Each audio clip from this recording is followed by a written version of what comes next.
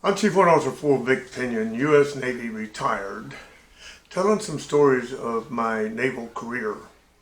This one is a continuation of shortly after I reported aboard the USS Midway, CV-41, which had been home ported at Yokosuka, Japan for the previous 4 years and would be for the foreseeable future.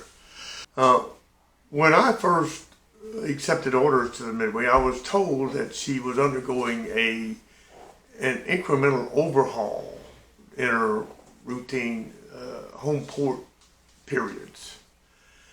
Well, I hadn't seen any evidence of that, and I asked about it. Nobody knew anything about it, except that, yeah, they had heard that the ship was going to do an incremental overhaul, but nothing whatsoever had been done toward that end. I also learned that because the ship being home ported in Yokosuka, Japan, and being required to spend 60 out of every 30 days gone from her home port, that she was considered extra arduous duty by the Navy officials. So in that regard, crew members, officers and crew, who came to the ship unaccompanied by their dependents would only serve the first half of their sea duty tour aboard the Midway, and then they would transfer to another ship or duty station for the remainder of it. Well, she had been operating like that for a while, ever since she'd been in Japan. My two predecessor maintenance officers had only served 1 year aboard the ship each. And the first one had retired without a relief, and they had sent Lieutenant Dave Deese from Comfair Westpac to fill the billet temporarily until they could get a permanent relief for him.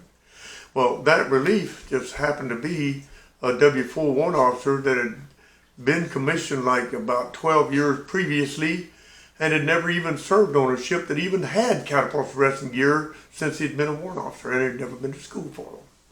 He was lost. He did nothing. Well, his predecessor did nothing either. There was no written description of the job, so basically they did nothing. I had, in my first month or two aboard, come to realize that we didn't have that supportive infrastructure that you just simply needed to do a good maintenance organization, machinery maintenance organization. Did not have a maintenance chief. The ship had not had a maintenance chief since she had been deployed for the last 4 years. She was the only American big deck aircraft carrier that did not have a maintenance chief. We also didn't have any other maintenance office staff, except I had this one first-class petty officer who had been fired from his cat captain job by the alcoholic cat chief some months ago, and was viewed as the dud of the ship. Well, I found him to be a pretty sharp young man. He stuttered. His name was Mark Merkless. He's an AVE-1, Mark Merkless. He stuttered a lot. He had a hard time talking, and with that speech impediment. But he was very knowledgeable of machinery and of the management programs and so forth, and he was aware that we just didn't do many of the management programs. But I would assign him to do certain jobs, and he would come to me with every step of it, wanting to know if it was okay. And I finally say, "Hey, Merkless, don't you know how to do this?" "Well, yes, sir." "Well, you don't have to come to me for every step of it. You just do the job." And he did, and he took off like a rocket. Man, that young man performed. I was very fortunate to have him working directly for me in the maintenance office. Well, creating the infrastructure that we needed. One of the first things was to create a manned supply organization for the division. And I manned it with two men, one an airman apprentice I got from the rescue gear crew, and the other one was a second-class petty officer I got from the catapult crew. A lot of stories involving these two men, especially the airman apprentice, but that'll come later. But I personally taught them how to do the supply job, and Merkless helped out with teaching them. Well, that was the first infrastructure type thing, was creating a good supply outfit. We also went through a void that was behind the maintenance office. It had a bunch of old rusty parts in there, nothing organized.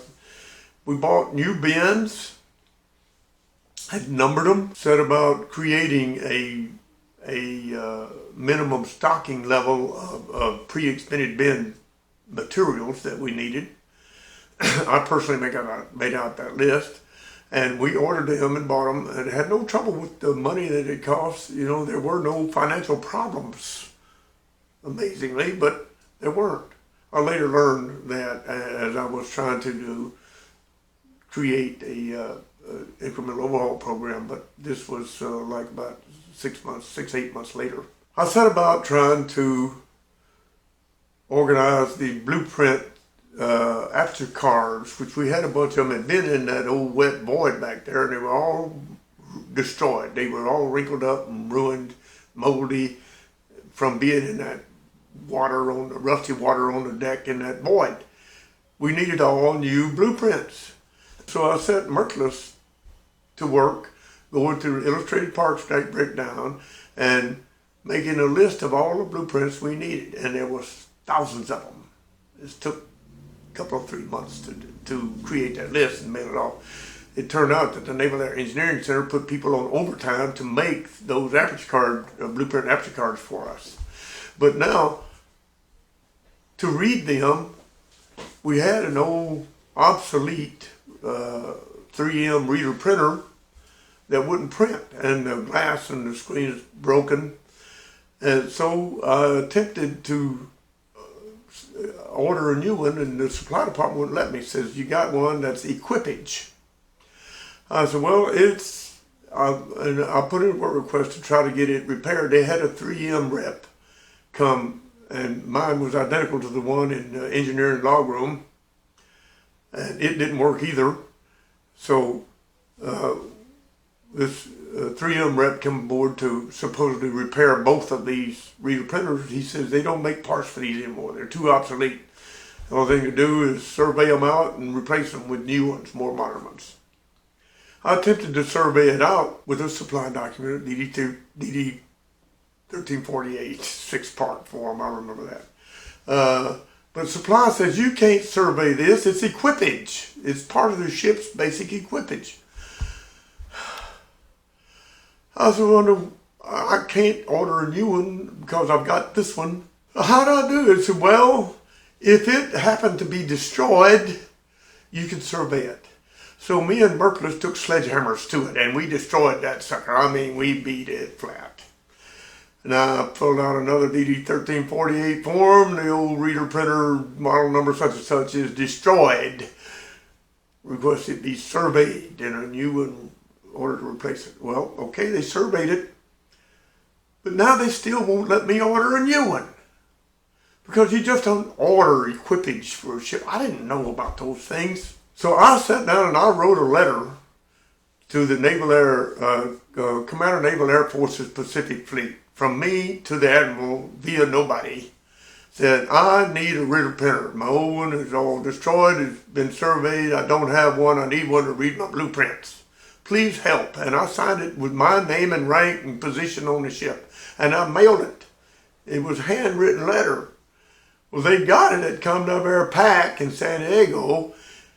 And lo and behold, a month or so later, here comes a big crate delivered on the hangar deck. It's a new reader printer, and it's addressed to me by name. The engineering department officers saw it, and they wanted it because they needed one. Nope, that's mine, and it's addressed to me by name. Airpack had bought it for me, and I got it, and we used it. It served us well. I'll tell more infrastructure stories in the follow-on. Y'all carry on.